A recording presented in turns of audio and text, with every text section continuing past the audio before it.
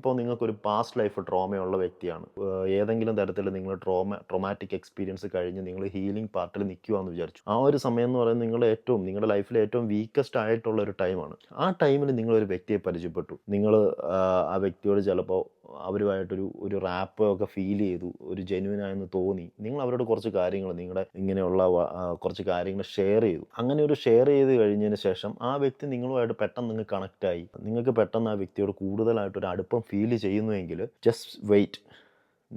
നിങ്ങളുടെ വീക്കസ്റ്റ് ടൈമിലാണ് നിങ്ങളുടെ ലൈഫിൻ്റെ. സോ നിങ്ങളൊരു വീക്കസ്റ്റ് ടൈമിൽ എടുക്കുന്ന ഡിസിഷൻസ് അല്ലെങ്കിൽ നിങ്ങൾ അട്രാക്റ്റ് ചെയ്യുന്ന ഒരു വ്യക്തി അത്ര കറക്റ്റ് ആവണം എന്ന് യാതൊരു നിർബന്ധവുമില്ല. So most of the time ഒരു റിലേഷൻഷിപ്പിലൊക്കെ ഏറ്റവും ബേസിക് ആയിട്ട് പറയുമ്പോൾ ആ റിലേഷൻഷിപ്പ് വളരെ ടോക്സിക്കോ പല രീതിയിൽ ഒരു റിലേഷൻഷിപ്പ് ജെന്യുയിൻ ആയിട്ട് ബ്രേക്കപ്പ് നടന്നു കഴിഞ്ഞാൽ ആ ഒരു ഹീലിംഗ് ടൈമിനുള്ളിൽ തന്നെ മറ്റ് വ്യക്തികൾക്ക് പെട്ടെന്ന് ബ്രീച്ച് ചെയ്യാൻ പറ്റും. അങ്ങനെ പെട്ടെന്ന് ബ്രീച്ച് ചെയ്ത് കഴിഞ്ഞാൽ നിങ്ങൾ വൾണറബിൾ ആയിട്ടുള്ള ടൈമാണ്. അവർക്ക് പെട്ടെന്ന് കണക്ഷൻ കിട്ടും.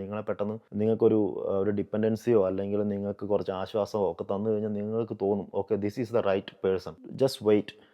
നിങ്ങൾ സ്വയം ഒന്ന് ഹീലായി നിങ്ങൾ വളരെ ഹെൽത്തി ആയിട്ടൊരു മൈൻഡ് ആവാനായിട്ട് അല്ലെങ്കിൽ നിങ്ങൾ സൈക്കോളജിക്കലി ഹെൽത്തി ആയിട്ടൊരു പേഴ്സണായി മാറാനായിട്ട് നിങ്ങൾ വെയിറ്റ് ചെയ്യുക. അതിന് ശേഷവും still you think this is the right person, you can go for it.